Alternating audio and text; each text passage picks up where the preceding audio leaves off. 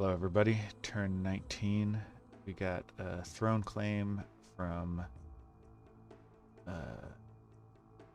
don't know who's Make That Booty Shake. Let's see, Thrones of Ascension.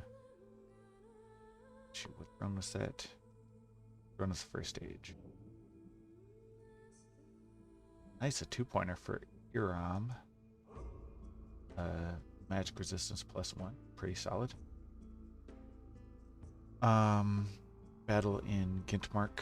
This one is up north, so we just go ahead and steamroll all these guys. No need to watch that. No casualties. Battle down here in Batagne. This one was more of the iffy one. This is fighting some horse tribe. Let's go ahead and watch this. Got some crossbow shooting. These archers are shooting at my sacreds, but they're not numerous enough or accurate enough to hurt them. And the result is that we close in on them, and we just continue getting to work. We scare them off, and that's the end of that. So that went pretty well. Here, battle in Nam of Uruk attacking these independents in the mountain range. So I was kind of hoping that I might be able to get this province, but realistically, like, I knew it wasn't going to happen. That's okay. So Uruk does a great job flanking while these Maidens of the Moon hold up the front line. And yeah, no casualties. Good job, Uruk. I've sent a message out to them and see if we can basically just draw this mountain as the line between us. They can have this land, especially since my battle here, which was successful, you just saw it. It gives me an open door to this land up here. Asphodel's been staling, so I'm not sure if they're going to claim any of it. Which actually means maybe I should go through here first, especially since this is a large expansion group. But I have them on box for me. Do double line. This is a large expansion group, and the map up here is weird. There's basically a good amount of territory that is bordering no one.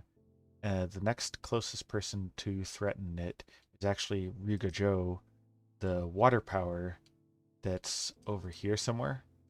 I thought that Ryugajo would be closer to Japan, but no, Ryugajo spawns up here in more or less the Aleutian Islands, if this was a more Earth-like map.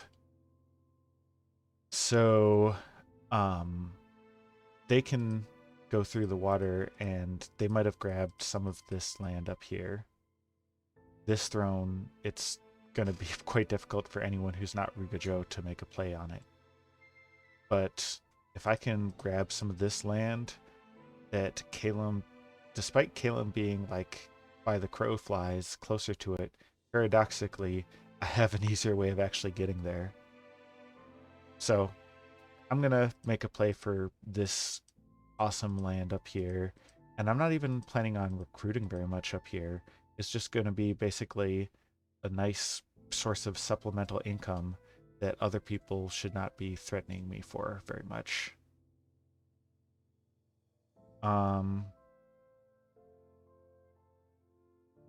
So these guys, they're turning south towards these horse tribes, and hopefully I can pick that up too. We will see.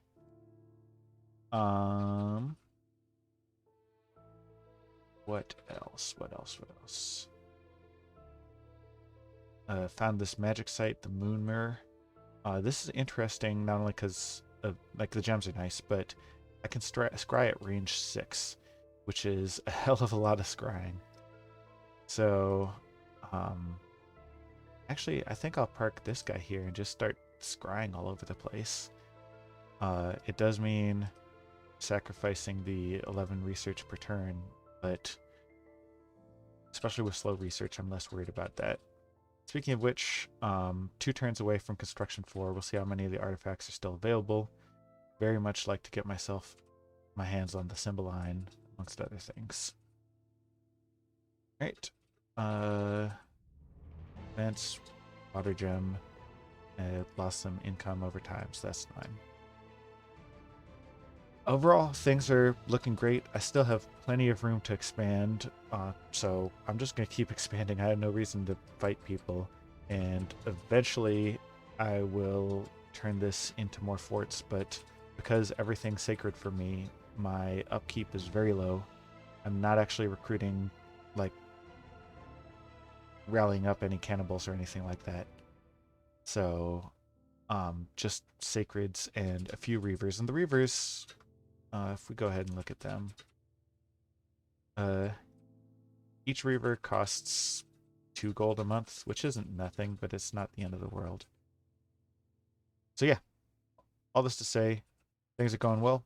Keep expanding. See you on turn 20.